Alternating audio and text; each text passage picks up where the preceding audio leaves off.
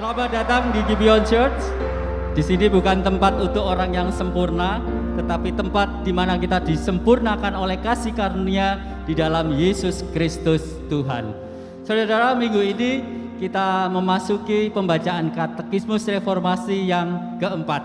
Seperti biasanya, saya akan membacakan bagian pertanyaannya dan saudara bagian kuning akan menjawab bagian jawaban. Kemudian kita akan bersama-sama membaca pembacaan Alkitab.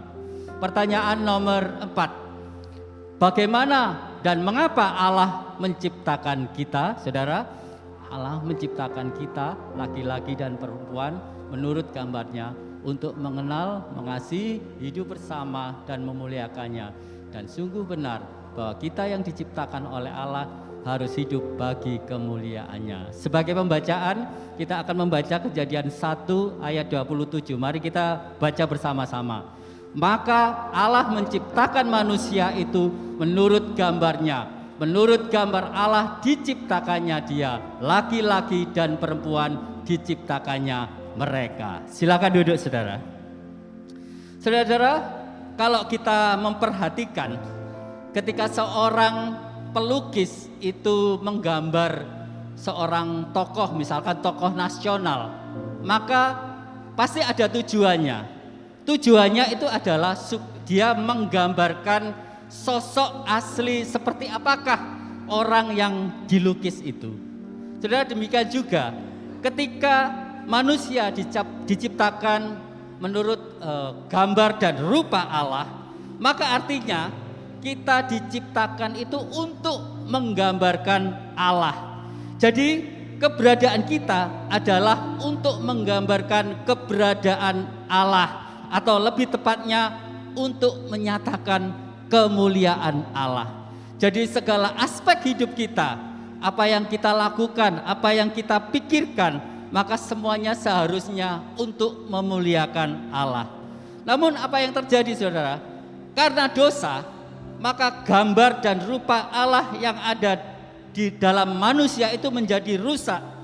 Sebab itu, sejak kejatuhan manusia di dalam dosa, maka manusia selalu mencari kemuliaan dan jati dirinya bukan pada Sang Pencipta, tetapi pada ciptaan, yaitu pada kesuksesan, pada kekayaan, ketenaran, dan kekuasaan.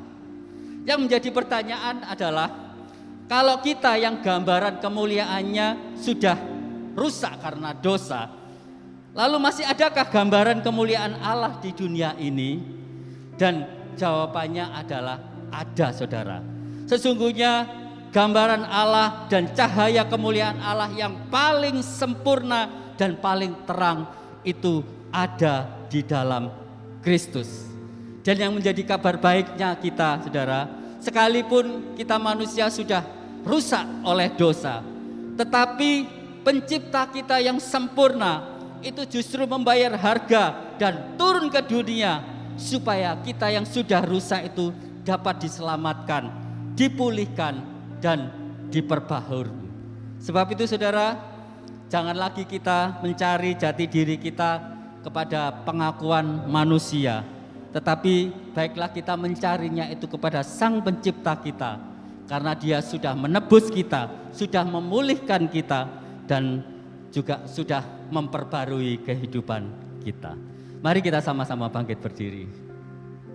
Saudara, sebelum kita berdoa, mari kita sama-sama merenungkan sejenak bahwa sekalipun gambar diri kita ini sudah rusak oleh dosa, seringkali kita mencari kemuliaan itu pada kesuksesan, ketenaran, dan kekuasaan. Tetapi kita ingat bahwa Sang Pencipta itu sudah turun ke dunia, sudah memulihkan kita, sudah menebus kita, sudah menyelamatkan kita, sehingga hidup kita seharusnya bisa mempermuliakan nama Tuhan. Tuhan, kami sadar kalau Engkau pada awalnya menciptakan kami adalah serupa dengan gambar-Mu, tetapi Tuhan, karena dosa, maka gambar itu sudah rusak. Dan hidup kami tidak bisa mempermuliakan nama-Mu. Tetapi kami bersyukur Engkau Allah Pencipta yang sempurna itu sudah turun ke dunia. Engkau sudah menebus kami, Engkau sudah menyelamatkan kami, Engkau sudah memulihkan kami dan memperbaharui kami, sehingga hidup kami dapat mempermuliakan nama-Mu. Terima kasih Tuhan buat anugerah-Mu. Hanya di dalam nama Bapa, Putra dan Roh Kudus, di dalam nama Yesus Kristus kami sudah berdoa. Amin.